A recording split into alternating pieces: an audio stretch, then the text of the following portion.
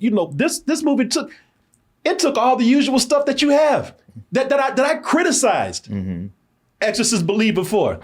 It has the teenage girl possessed by a shit-talking demon. Yeah. Check. Yeah. Projectile vomiting. Check. Levitating while the room goes crazy. Check, and check. Also had that, even things I think are silly now, the demon with the modulated voice. He ain't even had that. Took all those things that I criticized this movie for and somehow managed to still make it kind of fresh. Yeah.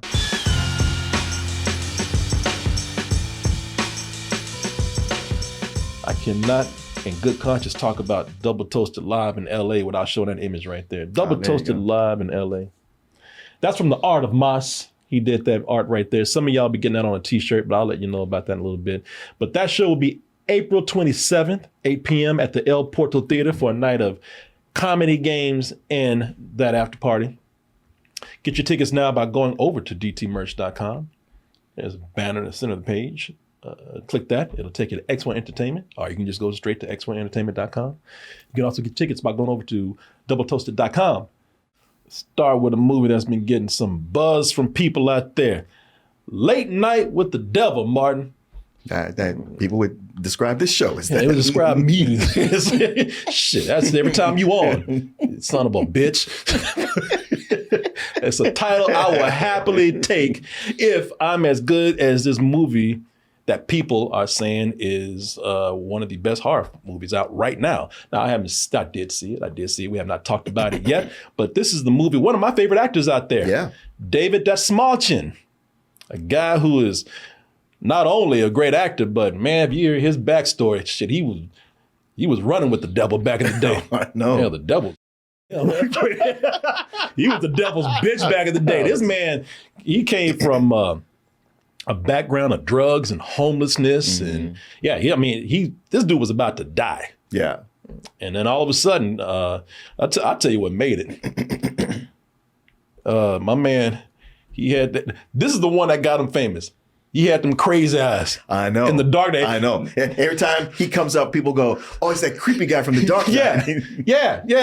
Nobody knew his name. Nobody knew who he was.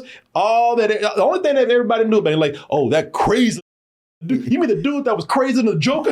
Yeah.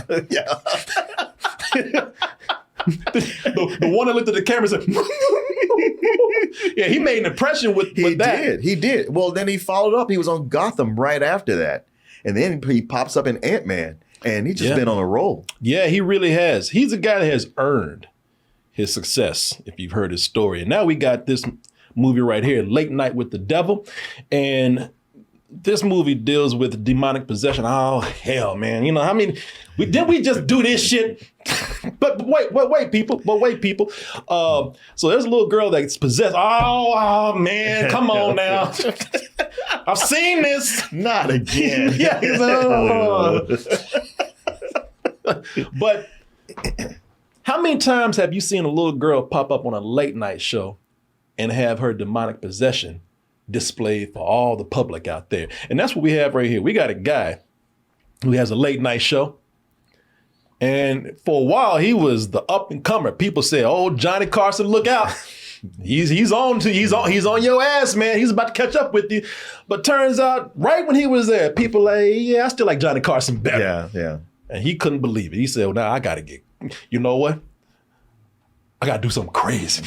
I got to be like, I got to do some Dark Knight crazy shit right here. Oh, I got to get them crazy ass for people." He says, "You know what? All right. I've tried a lot of crazy things. I've done a lot of stunts and gimmicks, but y'all forced me to do this. Just so happens that I know a chick that has studied a possession in the form of this little girl. And when you know it, she agreed to come onto the show. And despite everybody's warnings, despite everybody saying this is a bad idea. I don't know about this, Jack. Yep. Ratings. It's never a problem when ratings are coming in. Turns out just a little by little strange things begin to happen on this show. And as those things happen little by little, the ratings start to go up. So you know what? You goddamn right we're going to do this possession right here for the public to see. And it's Halloween night too. Oh, come on, man. We can't stop now. But of course, things don't go as planned. They'll hardly ever do when the devil shows up. Man, the devil ruins everything. This is, you know what? The devil is why we can't have nice things, man. You know what? I'm going to just say this, but in my assessment, the devil's kind of an asshole. Come on, man. That's just unfair. You think that's too much? That's just unfair. Okay. That's just unfair, man. All right. You know who's an asshole? I mean, the devil just mind his own business. This guy's an asshole. He's the one that said, "Hey, devil, do my show." And devil like, "You sure?" Hey, all right, man. You asked me. Remember that. I'm your guest. So this is something Stephen King out there. Oh man, this is almost on my level right here. All right, Steve. Let's settle down. You almost as good as me. That's a compliment. A lot of people are talking about this. I've been wanting to watch this movie for a while because of the good word of mouth behind it and the reviews, and again, some of the talent and performance in this movie. You saw this, and I heard. Well, you will hear Martin's review of this right now. If you saw it before, great. If you haven't, well, you're about to get it again. And this will be my first time talking about it. Am I in agreement with all the people out there who are saying that this is the latest and greatest horror film out there? And you know me, man. I'm hard on the horror. You are. I almost don't want to show you stuff. Even when I was watching, saying like, man, you got to see this. Like, oh, I should have said that. Well, Martin, if you tell him it's great, he's going to come back going like, well, Martin, you don't got to do me like that. You and your little horror film, Martin. You ain't got to do me like that. Oh, well, Martin, maybe I'll do this. Maybe I won't. And you know what? If I say it's great, then, I'm hard on these movies. So that must mean it is a great film if I'm the last word on it. So let's go ahead and take a look at this trailer for Late Night with the Devil, and we'll be back with our reviews. Ladies and gentlemen, please stay tuned for a live television first as we attempt to commune with the devil. You knock him dead. So let me tell you, man, I think the last horror movie that I was just kind of pissed at, not going off, that bear movie was close just because they Imaginary. Because that was just silly. But I mean, the last one that I was just like, what are you doing? Why are you even trying this? It was this movie right here.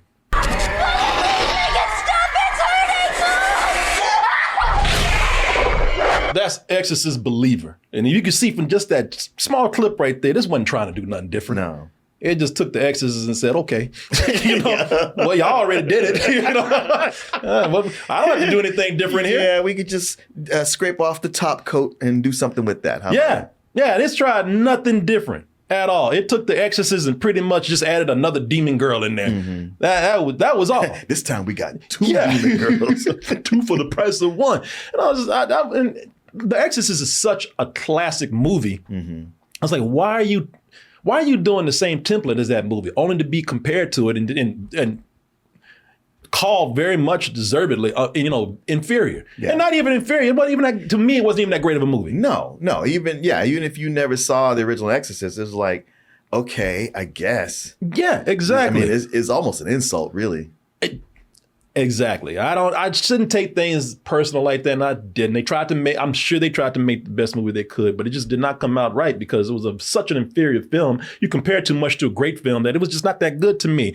And that is why this movie right here, Late Night with the Devil, this movie right here is the reason why that I'm so hard on movies like Exorcist Believer or any movie that looks like it. Because this movie took all the usual stuff that you have that I criticized Exorcist Believer for. It has the teenage girl possessed by a shit talking demon. Yeah. Check. Yeah. Projectile vomiting. Check. Levitating while the room goes crazy. Check, and check.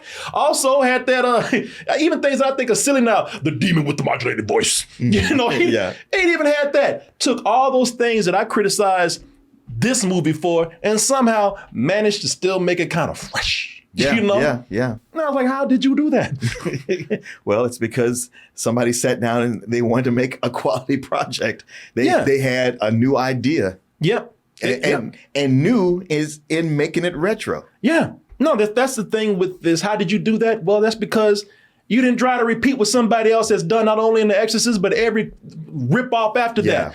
And even the movies that I like, it just kind of, I look at them more as parodies, even when they're not meant to be. That Russell Crowe movie, that's a parody of a possession movie. I don't care how much they're trying to be serious with that. The Nun and all that all that stuff, man. All of them have the same DNA to the point where it's over familiar. It's tired. This movie, they didn't make it about some priest or saving the girl. The concept here is that they took something that was a simple concept, literally selling your soul for fame before a live studio audience, man. Not only did they turn the possession movie around with some of the same tropes and elements and made something special out of it, but this is an example in general on how horror can benefit from not using these tired tropes and using more creative concepts and more creative filmmaking. One of the things I'm impressed with this movie about, not one dark hallway, a room or alley, not one jump scare, not one. Yeah, no, not one. Something hiding in the shadows, looking, eyes glowing, none of that stuff, man. This is the anti-horror trope movie. Oh, yeah. What I'm impressed with here with this is that, everything, it's very inspired and bold to have a movie, a horror film, take place in an entirely brightly lit set. Now, you're looking at the stuff right here they're showing you. They're showing you things that are lit in shadow, and they're showing you, him looking at the audience and it's all dark. Those are rareness. Most of this is taking place on a set with bright lights. You're in a room full of people that are, laughing and making noise the whole time. You know what I'm saying? There's not the same tone and mood and lighting that you see in all these other horror films. Sure. This is opposite of that. I was like, wow, man. And what is the benefit of that? Listen, if you can creep people out while the room is brightly lit, then you've done something, because you're in an environment of comfort. You're in an environment of familiarity. You're in an environment where you feel safe because the lights are on. Yeah. You're surrounded by people laughing. Yeah. So you don't expect this crazy shit to happen.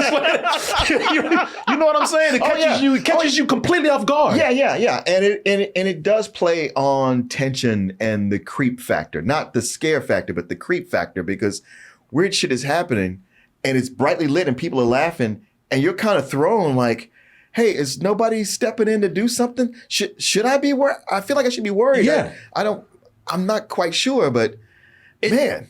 It's freakier because it's happening out in the open and because we never expected it. That's why you don't need a jump scare. Things happen that you don't see coming, and those are the things that kind of make you feel uneasy. That's a name that sounds like Minnie. Maybe it's like a Millie or a Mandy. Perhaps. I had a great Aunt Molly. It's Minnie! God damn it! Please, who will accept? The spirit needs to talk to you. See, that's what I was like, shit, okay. Well, also throwing you off is that you have a psychic, possibly a fake psychic. You have a magician and a television studio. Yeah. So these are all things that are known for illusions and falsehoods. Yeah, but see, that's what's so creepy about this is that they play with small images. There are things that'll start happening with people's bodies. Yeah. People will start doing things that were not scripted or planned, obviously, and so things just could get very uncomfortable after a while. Maybe even if it's not scary, there's just this whole thing of like, okay, I'm like the guys in the studio. What the f- going on right now? I really admire that about this. It's a horror movie.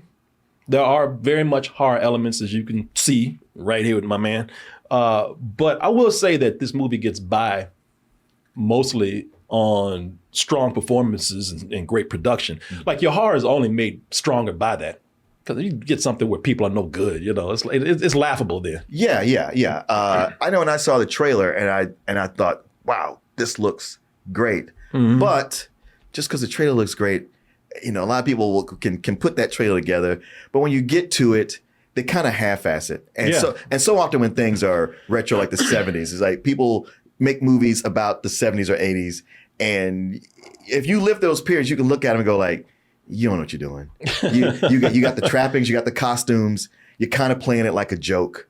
And this doesn't do that. I was the biggest thing that impressed me was just how authentic it was, the production and all the actors. Oh yeah. No, speaking of the actors, man, listen, this is a great showcase for David that small chin. It's like a career performance. No, it is. I mean, because this is the first time that I think I've seen him in a leading role where he's not a goddamn weirdo. Yeah. You know, everything that he's in, even in Ant-Man, he was just kind of weird. Yeah, and the Polka Dot Man. And the Polka Dot Man, everything in, he's either been moody or just crazy or weird or something. This is the first thing that I've seen him in where he's not acting like a mental patient.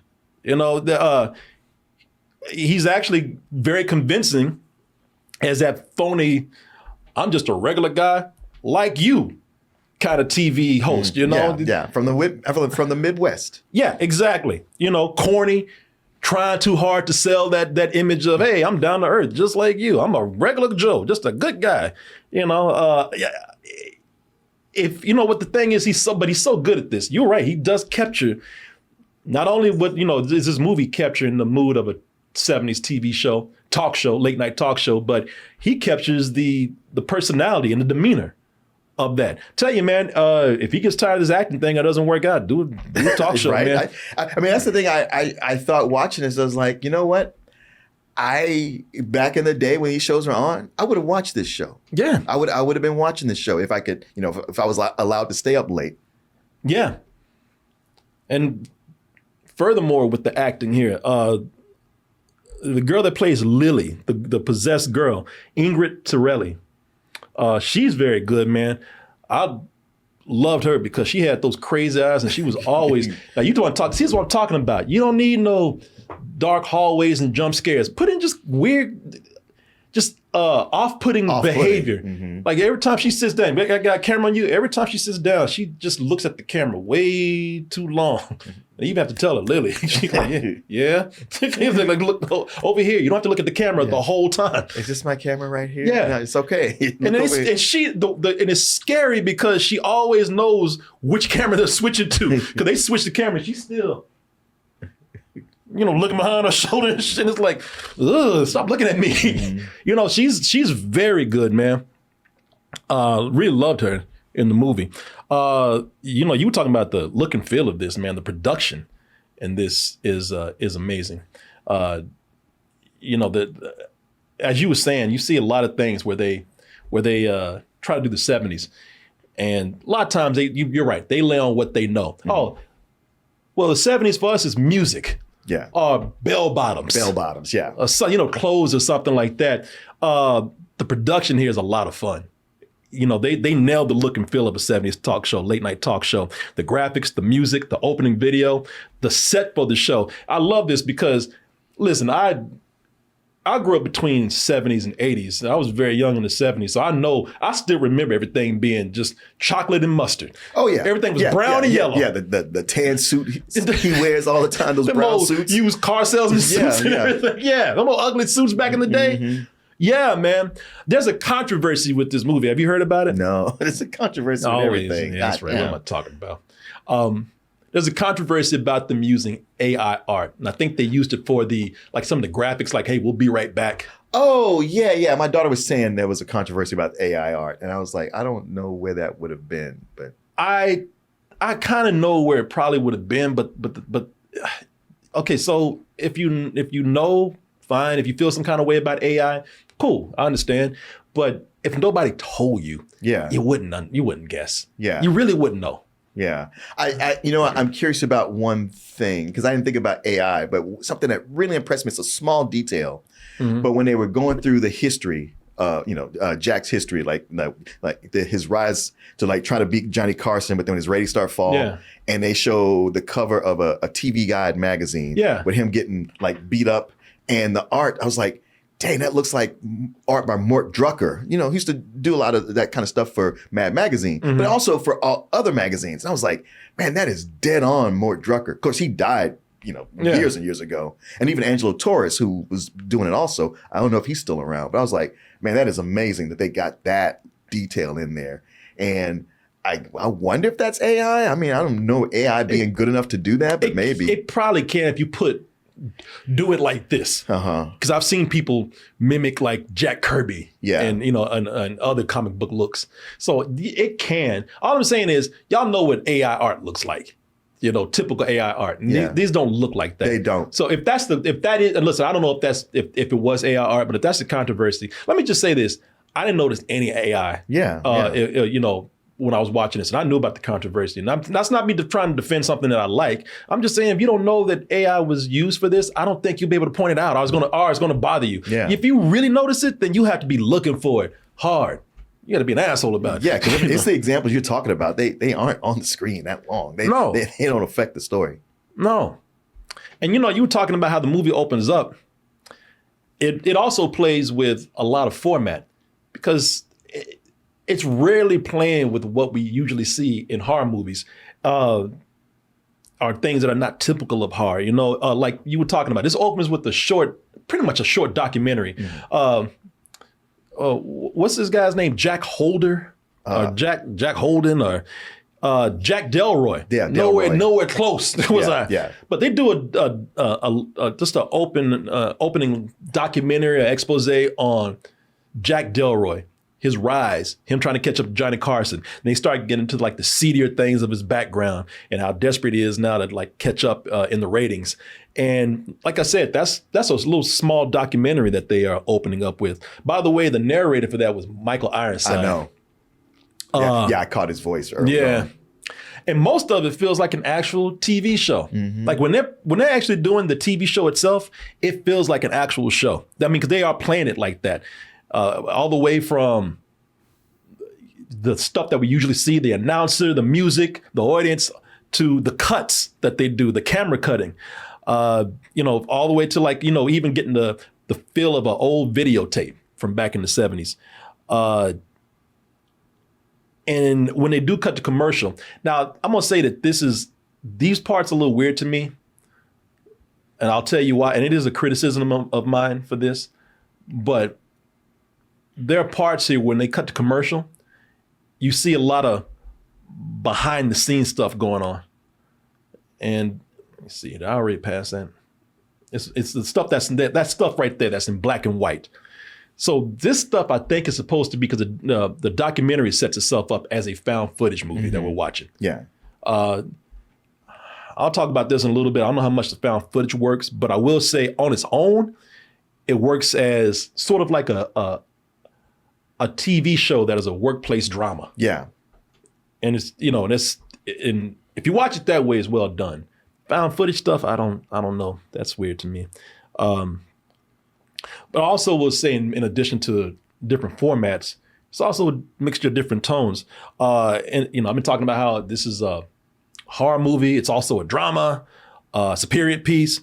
But it also has a lot of wicked sense of humor, Martin. They're not afraid to have fun with this. Yeah. I mean, it's set during Halloween. They have things in here that they like playing with, and they're doing it intentionally for laughs. Man, your boy Gus, I think that's his name. He's just a whipping boy. I know. And he was meant to be comedic. Yeah. But it's excellent how they will combine humor with some of the creepier elements at the same time. They have some timing here that maybe I'm wrong, but surely it was meant for a laugh because of the way, because they know that this is a cliche to do certain things in horror movies, and they do it right here, and you know what I'm talking about, particularly with music at this point. Oh shit! See, now I'm picking on them. Do something, Gus. I'm on the wrong thing there. Everyone has a demon inside them, but we can't always control them, can we? Now, first you're like, wow, they playing old cheesy music over there. If you watching the show earlier, they showed you where the music's coming from. It's an instrument called a theremin, and they meant to have it come in to play like an old, 60s horror movie or 50s or anything before that. Time is. I got it, Jack. It's just a matter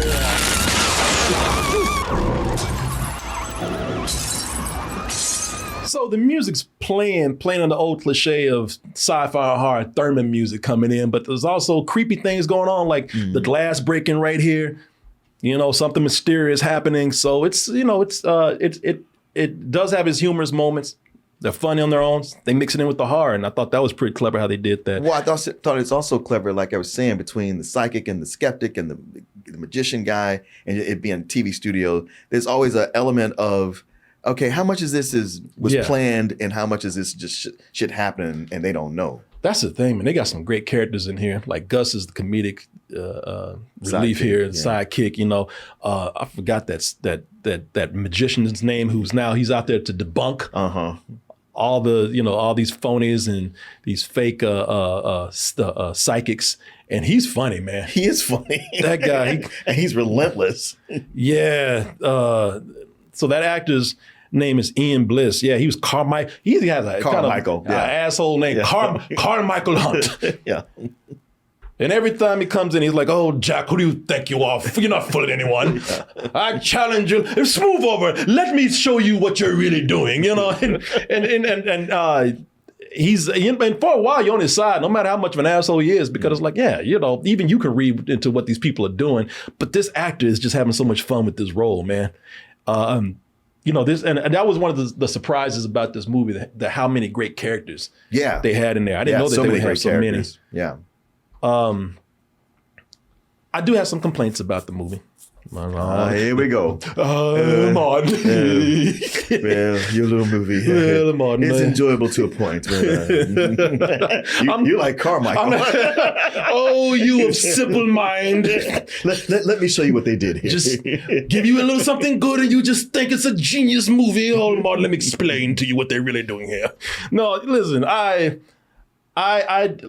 do really like this movie. I think if I had any complaints about it, it's probably because of a couple of things. One, there is something that I don't like that they do with horror movies, unless they can do it right. And also, I think that the movie, it's a low budget film. And sometimes I think the budget shows. And sometimes it's done to really fun effect. Sometimes they make mean for it to be that way. And other times it's so cheap it's laughable. Like these little shocks right here. That looks like a very cheap After Effect going on right there. And also they have these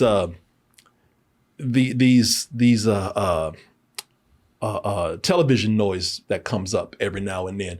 The video will jumble and whatnot. The glitch. The glitch, and sometimes that feels like a filter more than an actual real glitch, which is okay. It works, but it's just noticeable to me. But what really got to me again was I don't like the found footage format if you're not doing it right, because to me it's very noticeable. If those scenes, when they cut to the black and white, and that's meant to be actual found footage, I think it's not. Is it not? Yeah, that was the impression I got, was that the black and white was like, this was actually not filmed. It's not what's on the video. It's what we're seeing. Yes, what we're seeing. Because if that's actual found footage, then that does not work, because it goes back to the old question of, okay, who the hell is filming this? Right. And how many cameras do they have on these people? That's the whole reason to go black and white, to say like, hey, okay, the color stuff, that's what we found. This was what was going on behind the scenes. They're just showing that to us. Yeah. And, and I'm going to take your word on that, because, listen, we go from a grainy TV show to some, nice 35 millimeter cameras that are shooting these people just bullshitting behind the scenes. Yeah. No, they did. So they said it was behind the scenes found footage. People tell them in the chat that's what they said. Oh, okay. Yeah. So if that's the case, I'm really loving everything in this movie, but that is sloppy. Don't do the found footage thing if you're not going to do it right. They had 3 different camera angles going on. All of it was all of it was pristine copies of whatever they were filming. And it's just like, that just doesn't make sense. Found footage, you have one camera, people are aware that the cameras are being filmed. It's usually one long shot. So for me, that's kind of points off. On its own, it's funny because on its own, I like the parts. They're well acted. Yeah. It's interesting. It's giving good tidbits of story. The movie's doing everything so clever. It's doing everything, it's exceeding or what you say, superseding or whatever, that all these other horror movies, man, that are doing the same thing over and over again. It's taking the familiar and just doing wonders with it. And then we get to this part right here, and I'm like, you couldn't do anything clever with that. In fact, you're doing it kind of sloppy. And that it stood out to me more because everything is so good in the movie. I really loved everything in the film right there.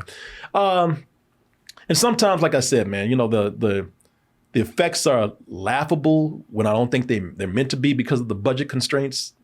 Again, but they're doing well with the budget they have. I will say this,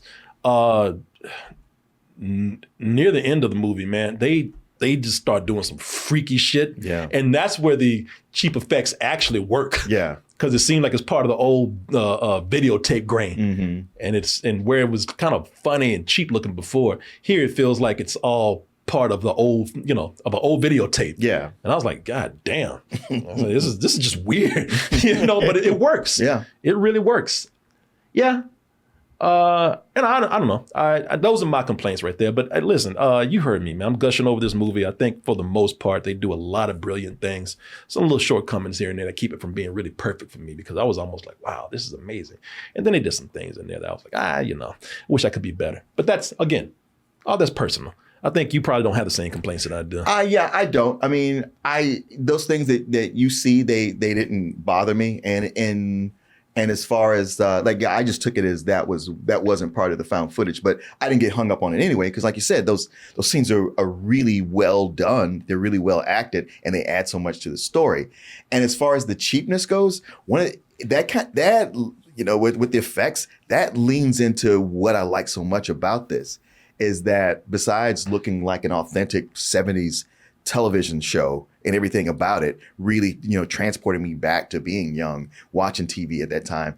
It also, the whole aesthetic reminded me of episodes of Tales from the Dark Side or Night Gallery. Yeah. And so with the effects, being cheap or subpar, I was like, this just goes all into that. It just makes me feel even more like I'm watching something like that. It's just, I just couldn't be more impressed with everything that went into it.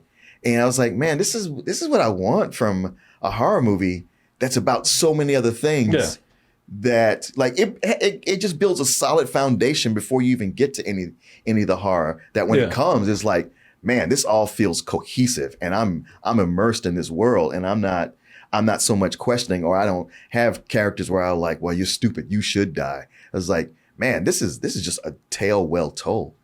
Yeah, what would you give it? Like yesterday, I give it a full price. It's one of my favorite horror movies of all time now. I love the film. If I'm giving it a lower rating than you, it's just for, like I say, just for some production things in there that I'm critical about. But man, I would tell you, go watch this. It's in the theater right now. It is worth going to see in the theater. Go late at night. Watch it, and go late at night with a crowd, man. This is the movie that will it's great to watch with an audience out there. I would definitely watch this at one of a place like the Alamo Drafthouse or something like that, where where people, you have a fan base that loves genre movies. Yeah, they are the ones that are gonna love this. This also it feels like one of those geek festival movies. It does. In the best way. Well, yeah, like you're getting people who have an appreciation for old horror movies. Yeah. So I highly endorse the film. I would give it probably a very high matinee. But don't, like I said, I think it's pretty brilliant. I think it's a lot of fun. It's going to be on Shudder. But like I said, while it's in the theater, if you want to see it, I think it'll be well worth your time to do so. It'll be really good to rewatch this movie on Halloween. Oh, every Halloween. Every Halloween. I think that this has the potential to be a Halloween classic. Mm-hmm. Yeah, this is going to be something, especially with it being on Shudder, next month. This is something that I think people will put on every Halloween and watch because it's appropriate. It's appropriate for that, and I think it'll last the test of time, especially with it already being a period piece. Yeah, it's so much like those older movies, except better than those movies. A lot of times, you start watching those movies and they're kind of fun, but after a while, you're like, this is really not that good, or it's a little boring. Yeah, kind of cheap. Yeah, but this I think it delivers. Yeah. It's an hour and a half too, so it's not it's not very long. Yeah, man, I definitely would go watch this. And I'm probably gonna be one of the people to watch this during Halloween. Mm-hmm. And we keep saying this, and I probably should shut up, but it's definitely more different feeling than a lot of stuff out there. I mean, even some of the stuff that I like, it's it goes along with a lot of things we've already seen. Mm-hmm. This is very different from what you've seen out there. Yeah, you'll have fun. You have 2 big ringing endorsements of this movie right here. So just stop and go see it. Well, you made it to the end of the video. That must mean you really like what we do. So if you do, check out these other videos just like this one. Check out our other YouTube channels and subscribe to join our wonderful Toasty community. And as always, stay toasty.